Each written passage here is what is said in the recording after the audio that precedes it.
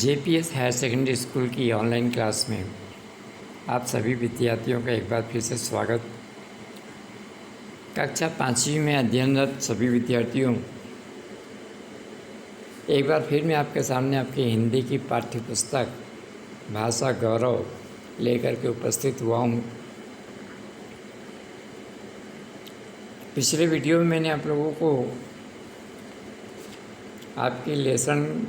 आपकी बुक का lesson number 3 चूहे का पत्र चूहिया के नाम ये समझाया था।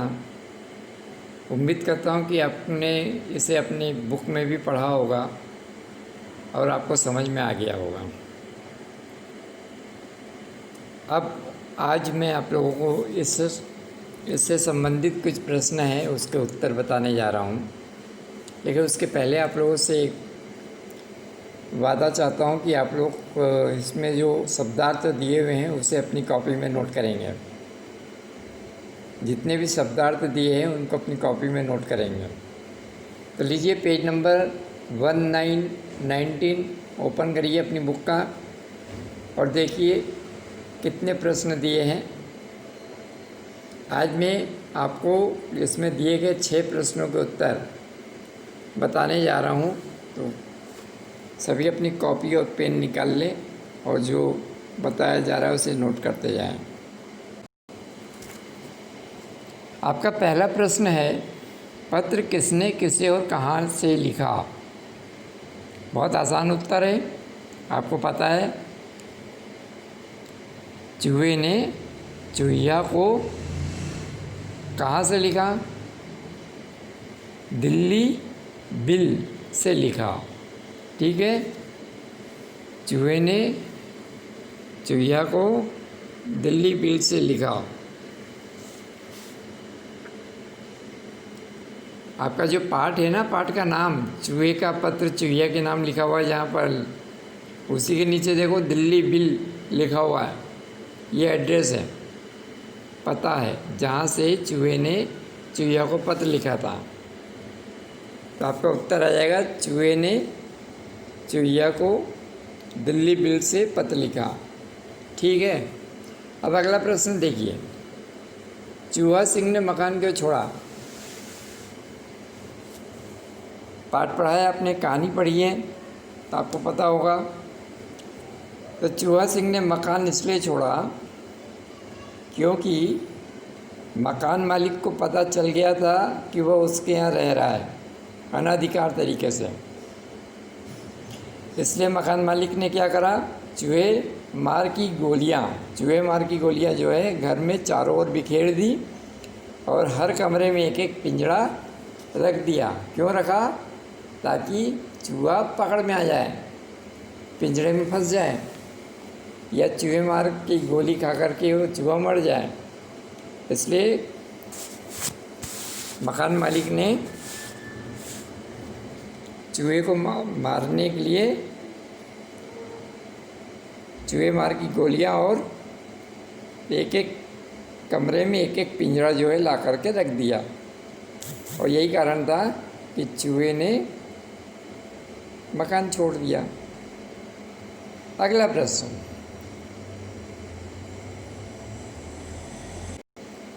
चूहा सिंह के दुश्मन कौन कौन है। स्वाभाविक है, आपने पढ़ा है पाठ तो चूहा सिंह के सबसे बड़ा दुश्मन तो मानव यानी मनुष्य, बिल्ली, कुत्ता, चील और कौवा, ये सभी के सभी कौन है? चूहा सिंह के दुश्मन हैं।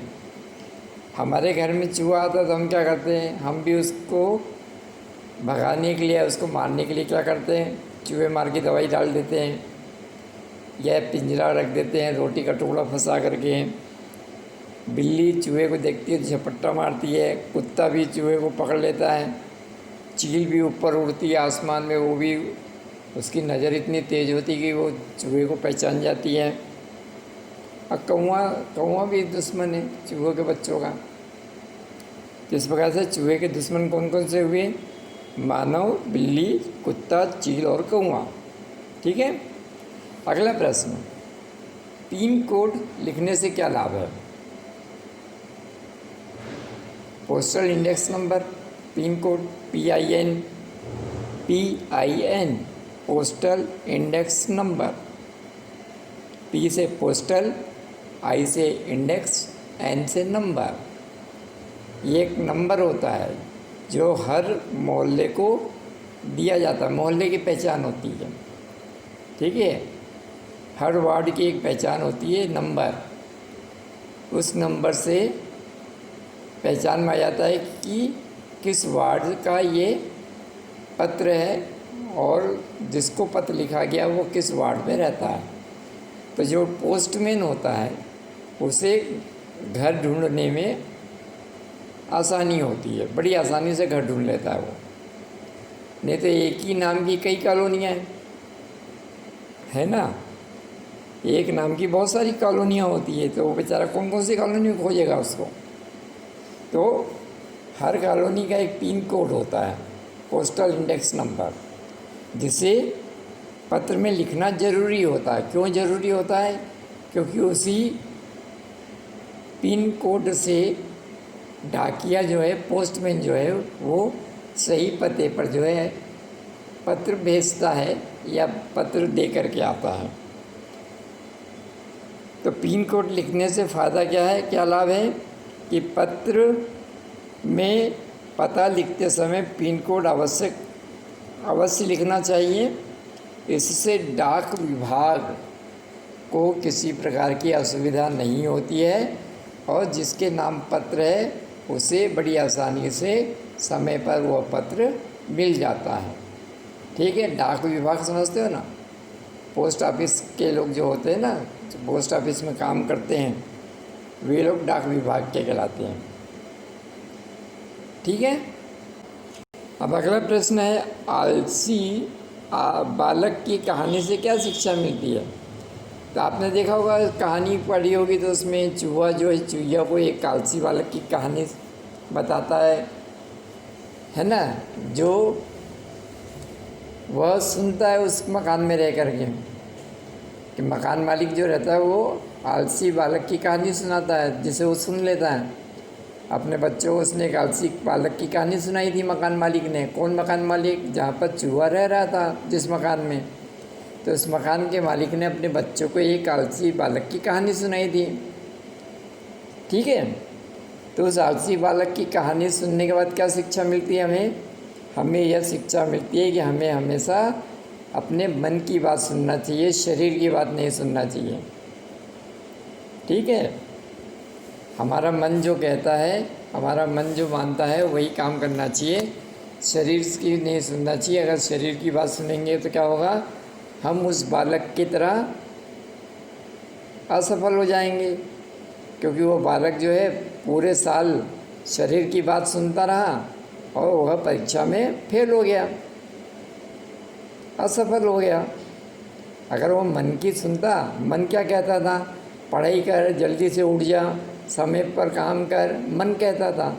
शरीर क्या कहता था, अरे रुक जाओ थोड़ी देर और सो लो, 5 मिनट बाद उठकर तैयार हो जाऊंगा, ऐसा मन शरीर कहता था। पर मन क्या कहता था, नहीं जल्दी उठो, समय पर अपना काम करो। पर वो सुनता नहीं था मन की, तो नतीजा क्या हुआ कि वह परीक्षा में फेल हो गया। तो हमें इस कहानी से ये शिक्षा मिलती है कि हमें अपना काम समय पर करना चाहिए, मन की सुनना चाहिए, शरीर की नहीं सुनना चाहिए। अंतिम प्रश्न है इस पाठ का, निश्चय को गले लगाने का क्या परिणाम हुआ? निश्चय मतलब दृढ़ संकल्प, दृढ़ संकल्प करना कि मैं यह काम करूँगा, ये निश्चय कर लेना। इसको अगर आप गले लगा लेते हो, मतलब कि स्वीकार कर लेते हो, तो इससे आपको आगे जा कर के क्या फ़ायदा होगा, आप हर कार्य में सफल हो जाओगे। अगर आपने मन में निश्चय कर लिया, ठान लिया कि मुझे ये काम करना है, मुझे ये काम करना है, अगर ठान लिया आपने कि ये प्रश्न का उत्तर है, या आज की तारीख में मैं याद करके बताऊंगा, या ये काम है मैं आज की तारीख में करके रहूँगा, अगर आप ठान लेते हो, संकल्प कर लेते हो, तो आपको सफलता ज़रूर मिलेगी। तो निश्चय को गले लगाने का परिणाम यह हुआ कि चूहे को सफलता मिलने लगी, और वह सुख से रहने लगा। तो इस प्रकार से ये प्रश्न के उत्तर जो है मैंने आपको बताए हैं। अब आपको समझ में आए कि नहीं आए ये तो आप अपने मैसेज के द्वारा मुझे बताएंगे। तो जैसे ही आपका मैसेज आएगा और मुझे लगेगा कि कोई प्रश्न का उत्तर आपको समझ में नहीं आया तो फिर मैं उसे अगले वीडियो में फिर से समझा दूंगा, और नहीं तो फिर आगे बढ़ेंगे हम, ठीक है। लेकिन ध्यान रखना, अब लेसन 4 हम तभी पढ़ेंगे जब आपका लेसन 1, लेसन 2 और लेसन 3 ये तीनों आपको अच्छी तरह से समझ में आ जाएगा।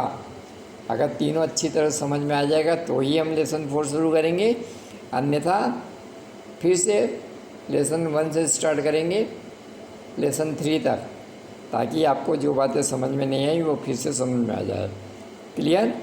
तो फिर आज के लिए इतना ही काफ़ी है, मुझे विदा कीजिए। अब मैं आपसे विदा लेता हूँ। नेक्स्ट टाइम नेक्स्ट वीडियो में फिर मिलेंगे, तब तक के लिए हैव ए नाइस डे।